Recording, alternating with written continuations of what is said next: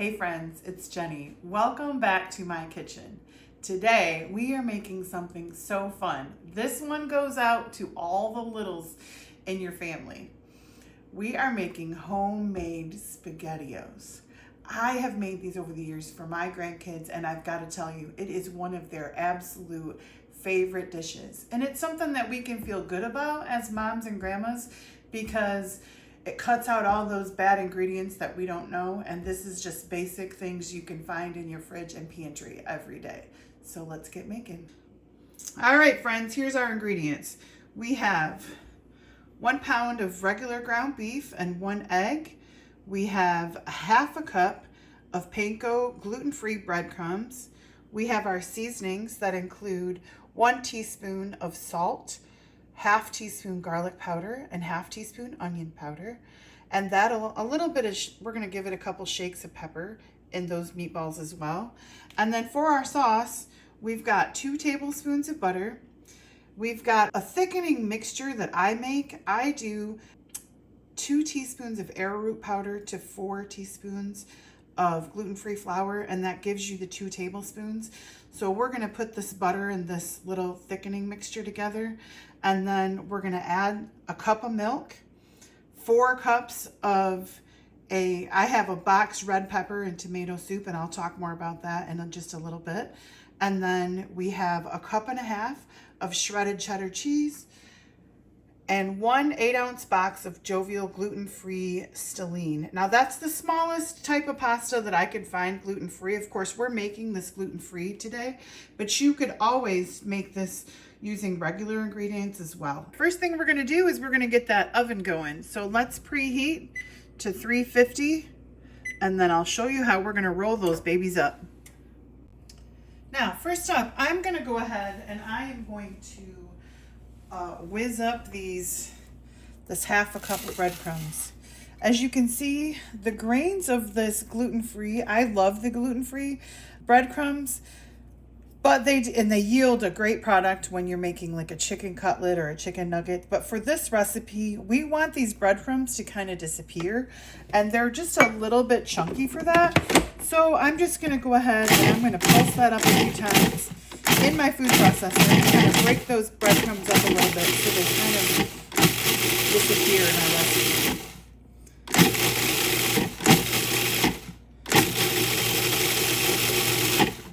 Again, I don't want to make them into dust, but I do want them to disappear. So we're going to give just a couple more. And that is much smaller and much easier to work with for meatballs.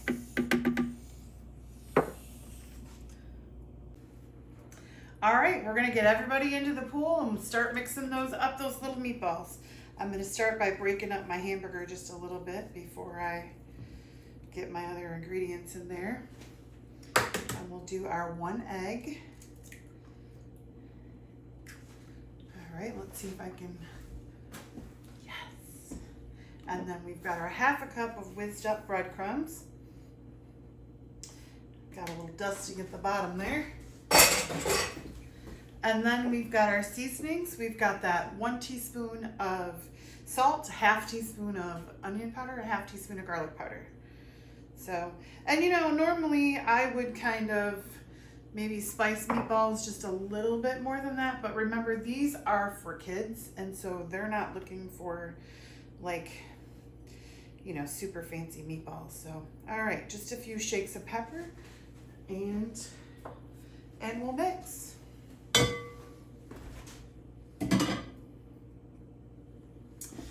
Now, like I said before, my grandkids absolutely love this recipe. I've been making this for years. My husband and I, when we got married, we're celebrating 20 years this spring. And when we got married, we each brought children to the marriage. And so right away, his kids were young adults, and they were one was married and 2 were not married. And then I had 2 kids living at home, and they were in elementary school. So he kind of finished helping raise them. So we've gone through weddings. Oh, oven's ready. We've gone through weddings, grandchildren, the raising of children together, we have been very busy in the last 20 years, but in the wintertime, of course, we live in northern Michigan, and it can get pretty, I mean, you can feel like a shut-in. It can get pretty bad weather-wise. And so we're always looking for fun things to do. And for several years, we used to do this thing where we would do bingo night with our grandkids. And we would all play bingo, and then every win I would get candy or whatever, and they'd get to pick a prize, and everybody would get to win. Well, this is what I would serve for dinner. So, and my grandkids ask for this all the time. All right, that looks good and mixed. Now, remember, these are for spaghetti and meatballs. So normally I wouldn't make them quite this tiny, but we're gonna go ahead and just roll these into little tiny meatballs. It's gonna take a few minutes, so stay with me.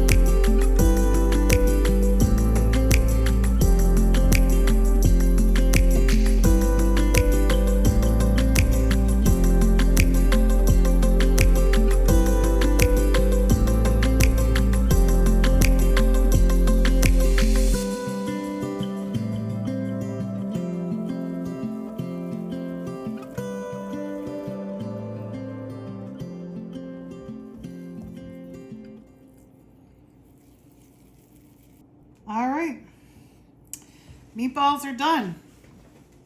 We're gonna go ahead and get those right into the preheated 350 degrees oven for about 12 to 15 minutes, probably closer to 12. To start off this sauce, we're gonna get our pot going on about medium to high heat. And we are going to add our butter in. Let's get that melting. And then we will go ahead and add our thickening agent. We'll get all of our cheese and milk, and we'll go ahead and get that soup ready. All right, we've got our pot on about medium-high heat. I've got that butter starting to melt, and I'm gonna go ahead and add in, this is that mix I was talking about. Now this is 2 teaspoons of arrowroot powder and 4 teaspoons of gluten-free flour. And why I do that is the arrowroot kind of boosts that gluten-free flour so that it will go ahead and thicken whatever liquid you're adding up. I use this in the same ratio in things like soups. The other day I made a gluten-free cheeseburger soup, and I went ahead and did the same thing. Mixed 2 parts gluten-free flour to 1 part arrowroot powder, and it just really gives it a nice thickening. Gluten-free flour just doesn't have the power to thicken like regular flour, so you just kind of have to adjust. And I really like, I mean, you could also try cornstarch if you don't have arrowroot powder. I've not tried it, but in theory, I think that would work. So we've got our flour and butter all melted, put together here. And so we're not wanting to really cook this. We're just kind of wanting it to all melt together. And then we're gonna slowly add our milk mix and kind of get that incorporated into that butter flour mix.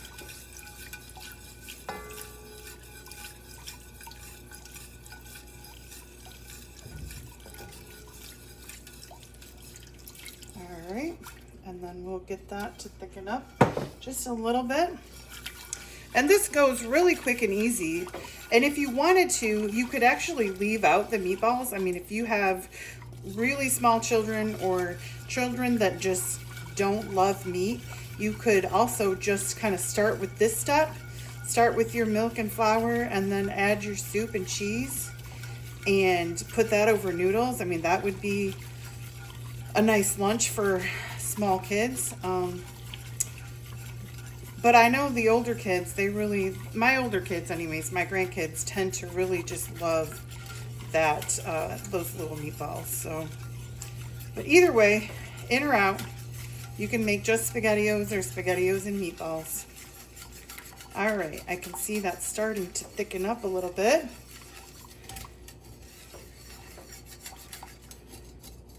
Make sure we got all those, there's no bits or anything left behind.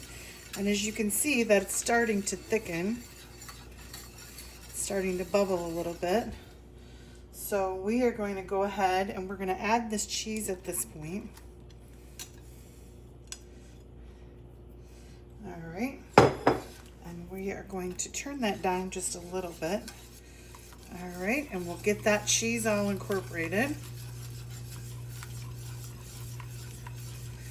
Ooh, and it really does melt better when you use, when you shred your own cheese. I find that it produces a much smoother product. I went ahead and put that through the grater earlier. All right, so just like that, we're ready for our soup. I'm gonna go ahead and give it a shake just to make sure it's all mixed up. Now, I've got this Pacific roasted red pepper and tomato soup, and you'll see that's gluten-free, which is why I bought this. Now, I have used also the regular tomato. I just simply like the flavor of this red pepper. Now, kids aren't gonna notice that this has red pepper, but it has a slightly deeper flavor and stronger flavor, which ends up kind of adding something to the entire dish. It kind of, to me, it tastes a little more authentic. But you could also go ahead and add like some condensed canned tomato soup. I don't personally use those only because they're not gluten-free. But if that's what you have in your pantry, you could certainly do that. We're gonna go ahead and mix that all together. And this is as easy, I mean, this is, how much easier could this possibly be? We're gonna go ahead and mix that up.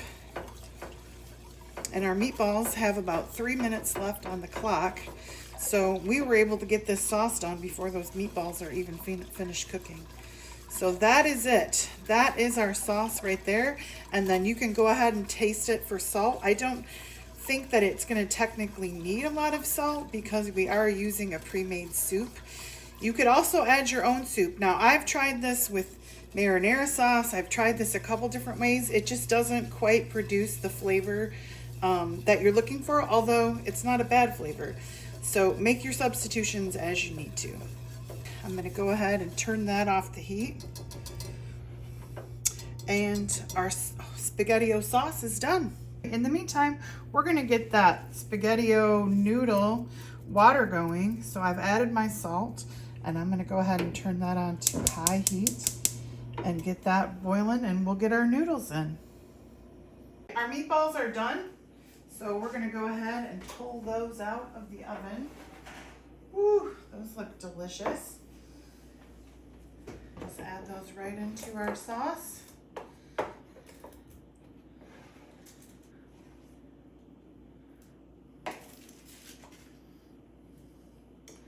right, we're gonna mix those around and wait for our noodles.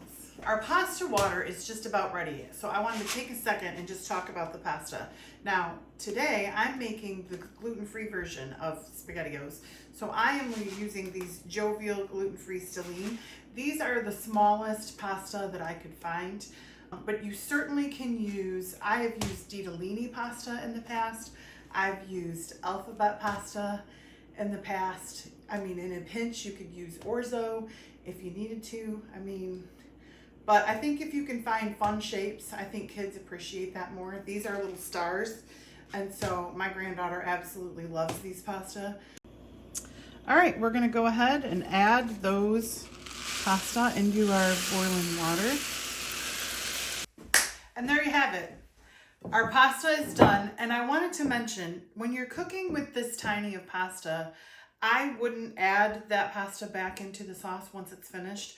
I always leave it on the side, and then I will scoop it into the bowl and then ladle the sauce and the meatballs over top. And that's just because sometimes, especially if this is hot and you add this pasta to it, that pasta will continue to cook, and then you'll end up with mushy stuff, and you don't want that. So I always keep this separate, and it's kind of nice. I mean, some kids like more noodles than others. I mean, so you can kind of, you know, change it per kid. So I'm going to go ahead and make a bowl for myself. Put a little bit of those little star noodles down, and then add some of that great sauce. And this isn't a super thick, I mean, you want it to be kind of soupy. That's what makes it good, I think. I got some on the side there. And then we'll go ahead and we'll add a little bit of Parmesan cheese. Again, this is for me, so I'm going to go ahead and add a little Parmesan, and then just to fancy it up a little bit, I will go ahead and add just a little parsley. And there you have it. Homemade SpaghettiOs and meatballs. I promise you, if you make this for your kids this weekend, you are going to be their favorite. It's delicious, it's kid friendly, adults love it too. My husband has been known to zip down a bowl of this, so let's go ahead and taste it. I'll get a bite with just that sauce and those noodles.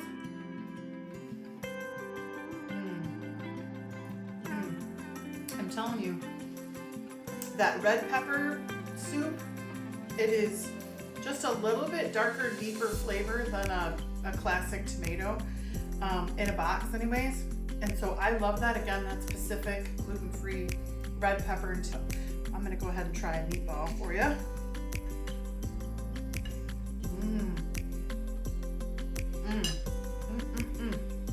Oh, those meatballs are good. Actually, that is just enough seasoning. And I've used those gluten-free crumbs before and not kind of zhuzhed them up a little bit, and it threw the texture off slightly, so this is much better. This kind of gives you that soft, yummy texture in a meatball that you're looking for.